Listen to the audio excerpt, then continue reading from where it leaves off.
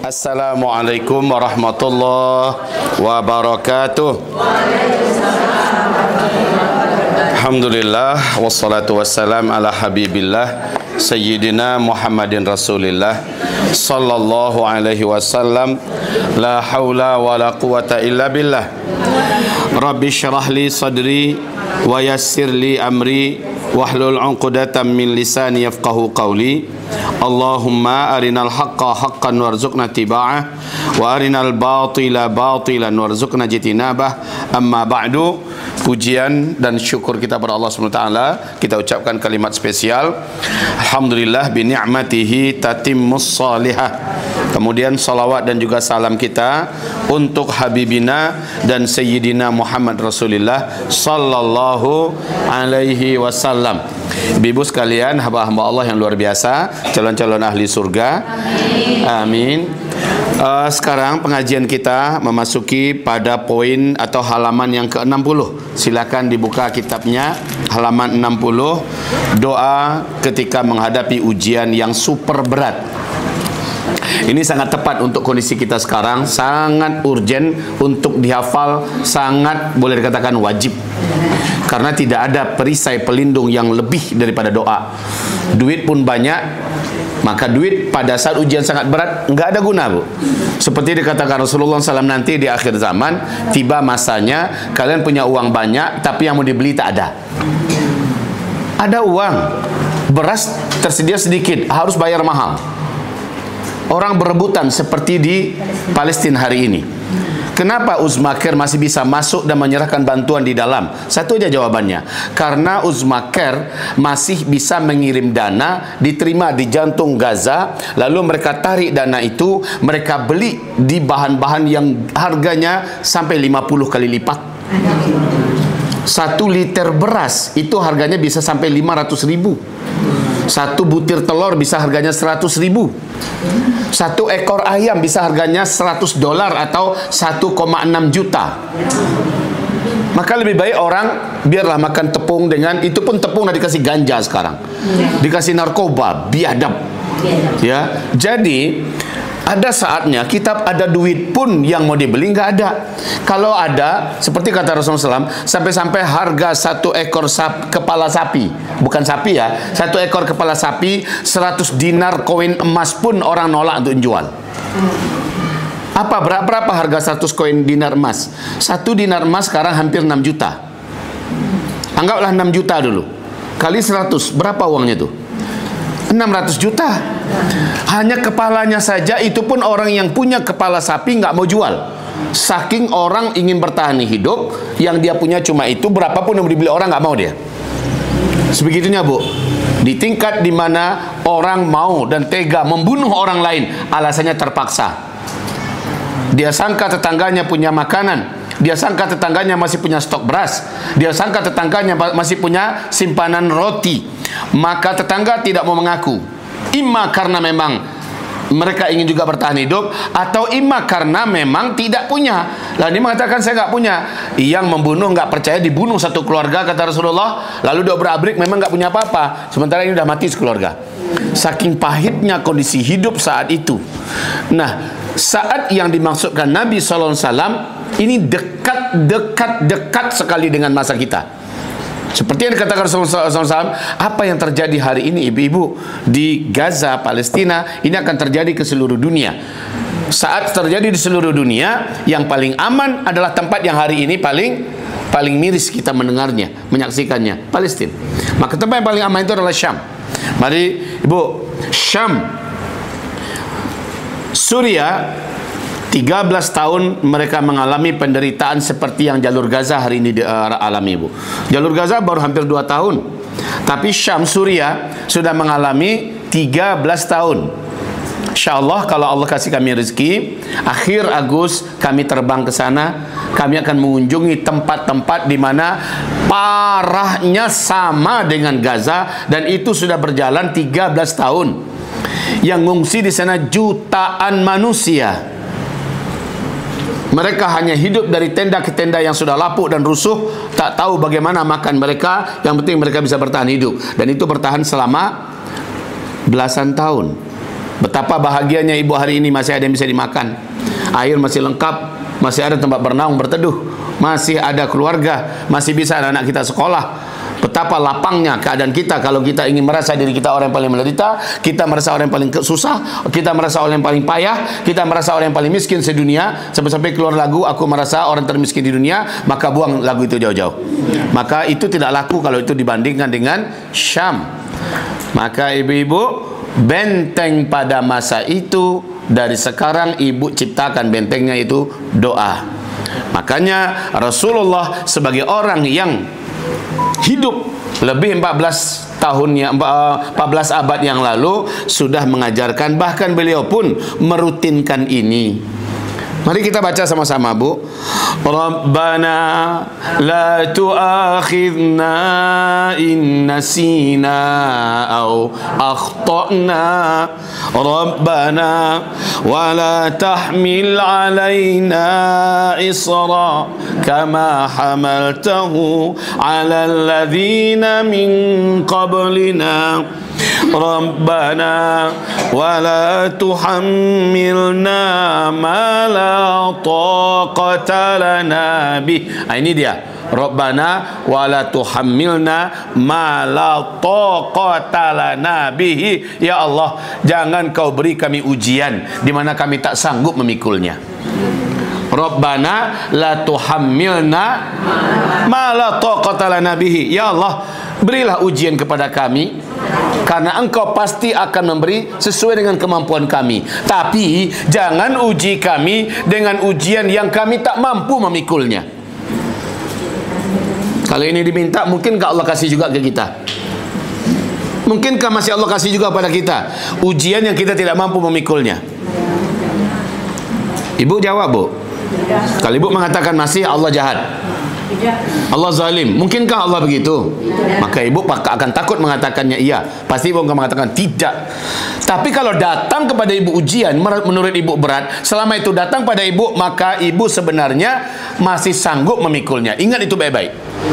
Balik bana ujian, yubana susah, yubana payah, yubana membana-bana ibu-ibu, onde letih awaknya, onde nak tolong dan lain. Itu kan bahasa ibu. Kalau ibu mau mencoba memikulnya, ibu masih sanggup, karena Allah la yukallifullahu illa wus'aha. Allah tak akan pernah memberikan beban. Tak akan mungkin ibu yang sangat bijaksana seperti ini, ibu bawa meja, ibu pikulkan ke anak kecil semacam itu. Mungkin enggak? Enggak akan mungkin. Ibu orangnya bijaksana, penuh kasih sayang, penuh cinta, ya. Tak mungkin meja sebesar ini ibu kasih sama anak kecil itu. Paling-paling ibu akan kasih ke anak kecil itu beban yang sebesar ini. Ini mampu enggak beliau bawa nih? Ibu gitulah. Allah Subhanahu wa taala takkan memberikan beban di mana hambanya takkan mampu memikulnya. Kalau ibu lakukan pada anak kecil itu, ibu jahat, ibu zalim, maka tak mungkin ibu melakukannya. Allah Maha tak mungkin akan menzalimi hambanya. Ya, ibu ingat itu baik-baik. Baik. Sekarang Rabbana la tuhammilna ma la taqata lana bihi wa'fu 'anna waghfir lana warhamna anta maulana fansurna 'alal qaumil kafirin. Baca artinya, Bu. Bismillahirrahmanirrahim. Ya Rabb kami, janganlah Engkau hukum kami jika kami lupa atau kami bersalah. Ya Rabb kami, janganlah Engkau bebankan kepada kami beban yang berat sebagaimana Engkau bebankan kepada orang-orang sebelum kami. Ya Rabb kami, janganlah Engkau pikulkan kepada kami apa yang tak sanggup kami memikulnya. Beri maaflah kami, ampunilah kami, dan rahmatilah kami. Engkaulah penolong kami, maka tolonglah kami terhadap kaum yang kafir. Alhamdulillah, sekalipun doa ini panjang, ibu-ibu sudah hafal semua ini doa. Maka bacalah, Bu, walaupun itu di luar sholat, ya. Tak perlu ibu harus nunggu sholat dulu baru baca doa ini. Di luar sholat ibu bacalah. Menjelang subuh ibu bacalah doa ini. Ibu kerjakanlah doa di mana kata Rasulullah, orang yang nyinyir berdoa ketika ujian itu harusnya datang kepadanya, berkat doanya yang dia nyinyir sebelumnya, Allah hindarkan dia dari bencana itu, dari musibah itu. Makanya kata Rasulullah SAW, man sarrahu Apa artinya ini? Siapa yang senang ayyastajiballahu lahu, bahwa Allah mengabulkan. Yastajiballahu lahu, barang siapa yang senang Allah mengabulkan doanya. Indasyadaidi, ketika dia mengalami masa-masa hidup yang sangat berat. Indasyadaidi wal karibi, dan ujian yang sangat mengerikan. Falyukthirid du'a,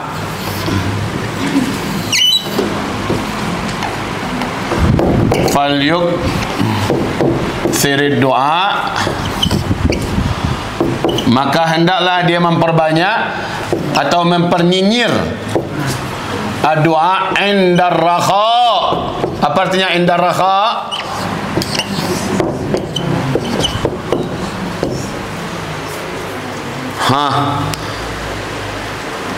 Maka hendaklah dia memperbanyak berdoa ketika masih dalam keadaan santai, ketika masih dalam keadaan belum dapat musibah, bencana, hidup masih aman-aman saja. Banyakkan doa.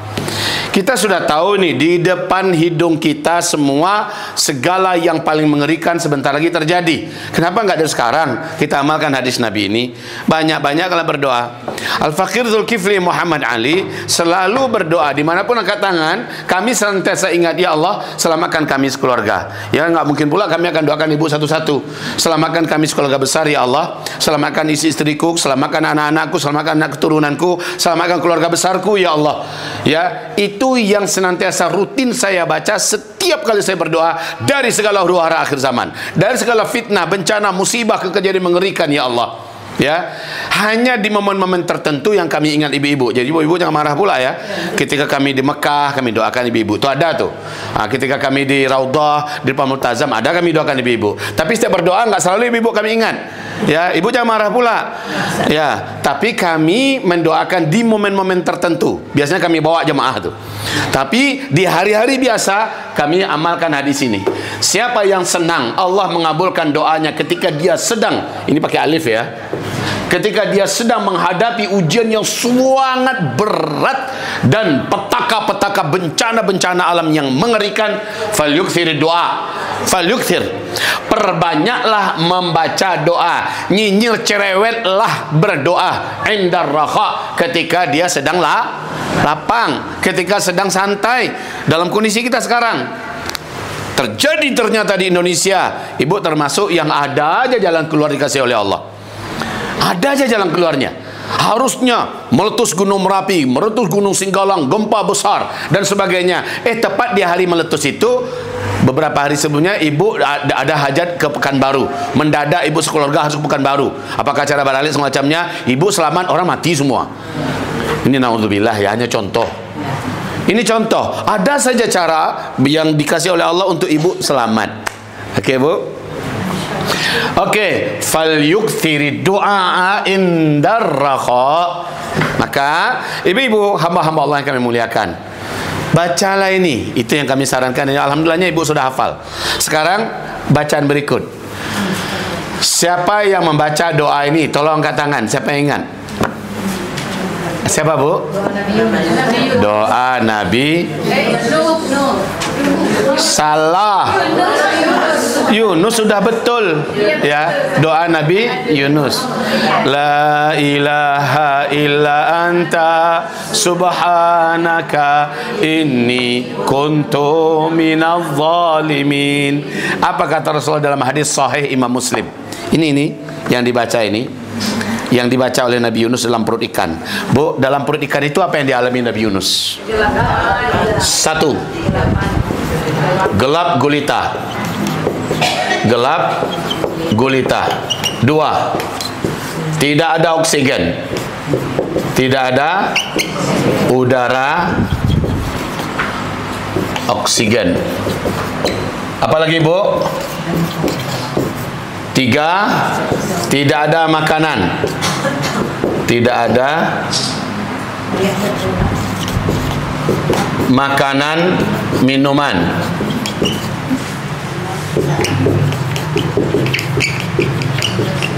Empat, tolong jawab Bu. Tidak bisa kemana-mana, itulah jaleh itunya. Cairan yang menyelimutinya beracun, super mematikan, ya, dibungkus oleh racun, dibungkus oleh cairan mematikan.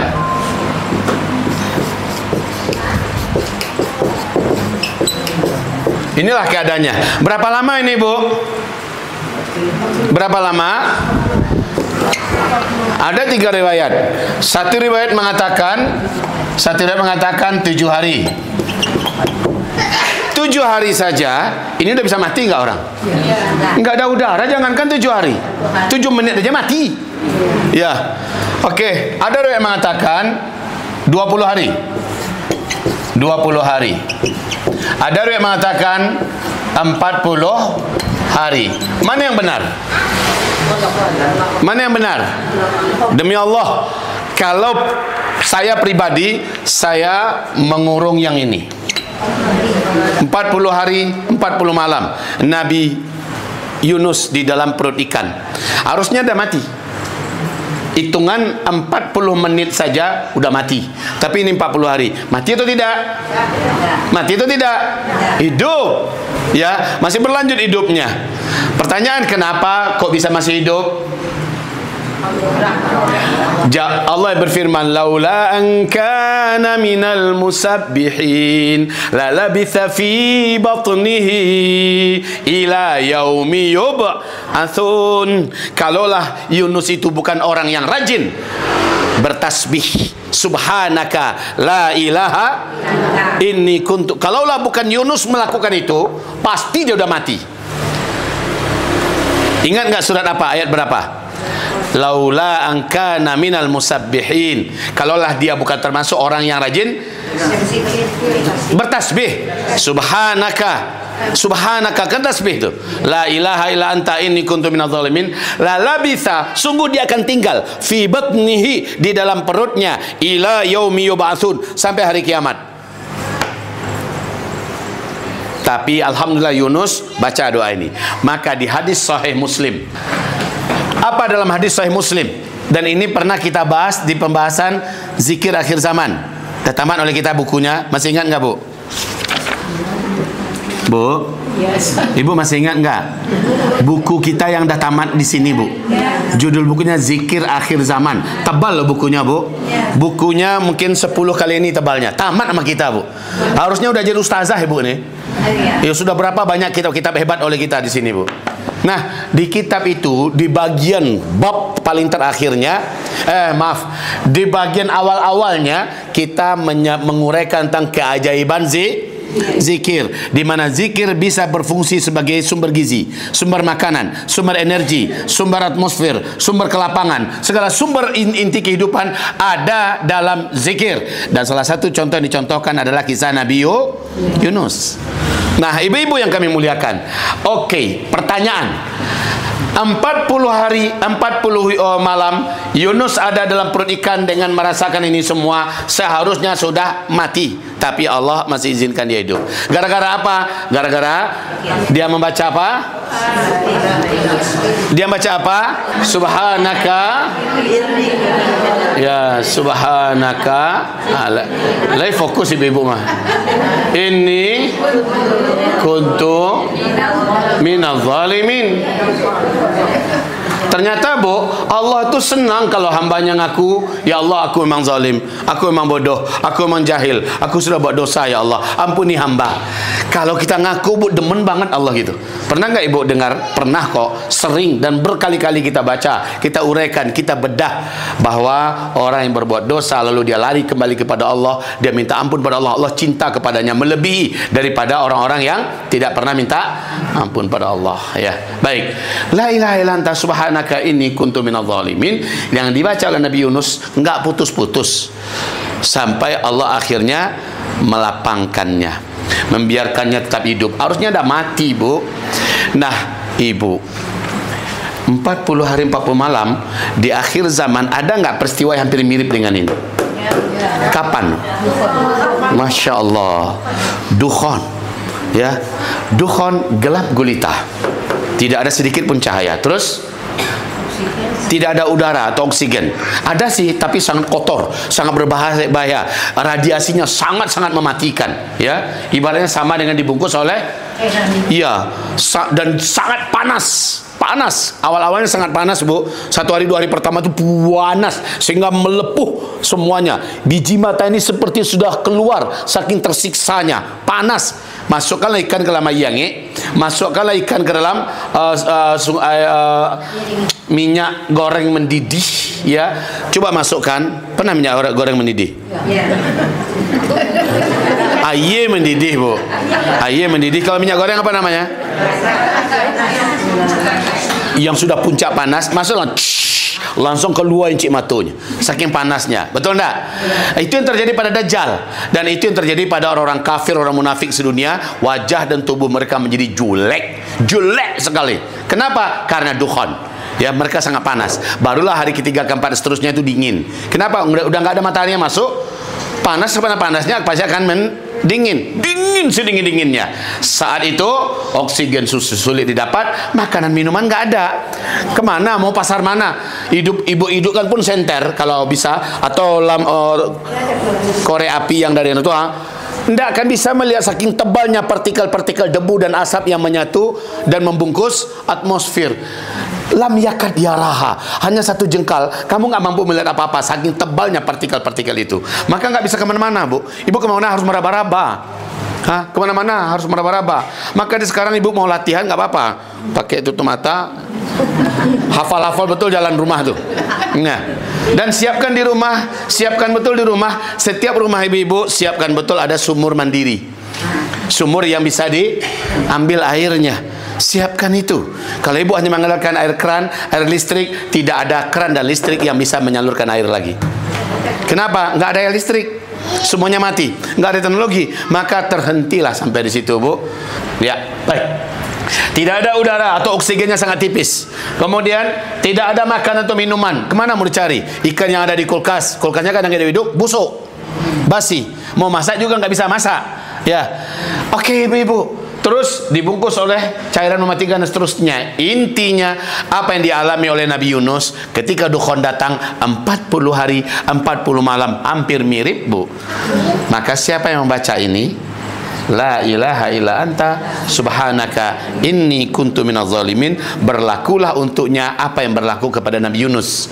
Persis dalam hadis sahih Imam Muslim, apa kata Rasulullah? Ala unabbiukum bisyai'in min amal. Ala unabbiukum bisyai'in min amalin. Ketahuilah, maukah kalian aku berikan ajaran dari yang hal besar? Ma min ahadin minkum, tidak seorang pun di antara kamu, kata Rasulullah SAW, asabahu karbun au bala'un min balayad dunya, dia ditimpa oleh bencana alam yang maha mengerikan, au bala'un min balayid dunya, atau ditimpa kepadanya ujian-ujian dunia yang sangat mematikan, fa'amila bihi, lalu dia mengamalkannya, illa nujiya anhu, melainkan dia pasti diselamatkan. Kalimatnya pasti diselamatkan. Qalu bala, apa jawaban para sahabat? Mau ya Rasulullah, mau. Kan Nabi tadi bertanya, mau nggak kalian? Maukah kalian aku ajarkan? Kan begitu tadi. Jawaban para sahabat apa? Mau. Qala, Nabi menjawab, du'a'u dhinnun. Kalian bacalah doanya Dhunnun, itu doanya. La ilaha illa subhanaka. Itu dia, Bu. Oke, Bu. Ibu bagus dah. Allah Maha menolong. Bagus. Berdoanya pada Allah. Bagus. Saya tidak butuh pada yang lain. Bagus. Di waktu yang sama, jangan maksiati Allah. Maka sinkron. Oke, Bu. Selesai. Jadi la ilaha illa anta subhanaka inni kuntu minaz zalimin. Fasih. Kajian yang kali ini ibu lah hafal doanya sedalahnya ya. Ya, yang pertama tadi panjang doa, hafal ibu sedalahnya. Santiang ibu-ibu. Kemudian yang berikutnya juga ibu sudah hafal. Oh, luar biasa. Ambo yo nak menyasar punya murid macam ibu. Ya.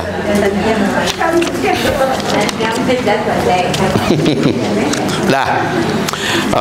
Baik, yang di belakang kita baca, Bu. Jalan ke tiang akhirat dulu. Allah, Bu, silakan.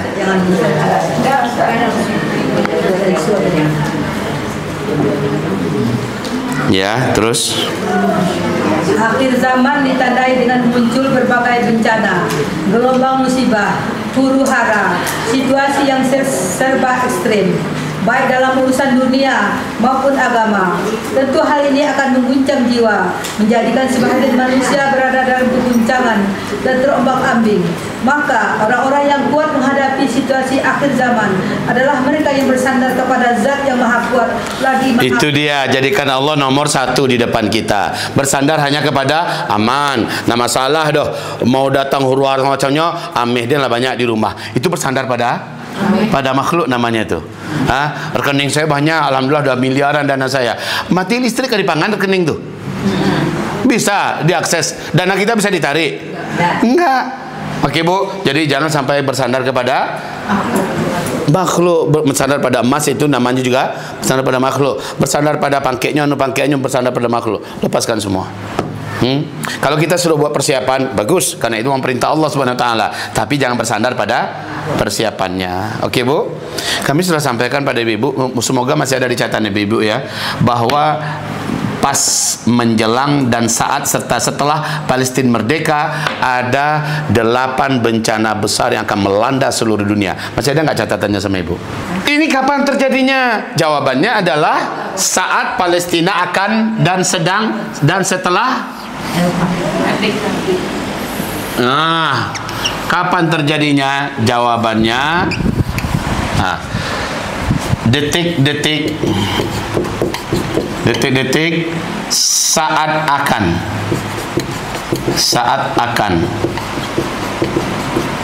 sedang setelah.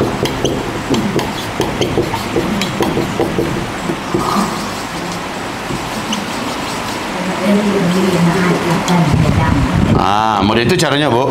Detik-detik saat akan sedang setelah Palestina merdeka.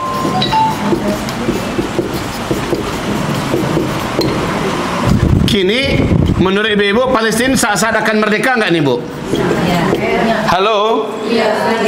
Ya enggak? Kalau Ibu mengaji terus, maka Ibu akan menjawab iya. Kenapa? Ada runutan kejadian demi kejadian diceritakan Rasulullah, dan di tempat kita ini sudah kita uraikan, baik menurut hadis, menurut fakta dan data. Jadi ini detik-detik saat akan Palestina merdeka, sedang Palestina merdeka, setelah Palestina merdeka terjadilah ini Perang Dunia Ketiga meletus, ya.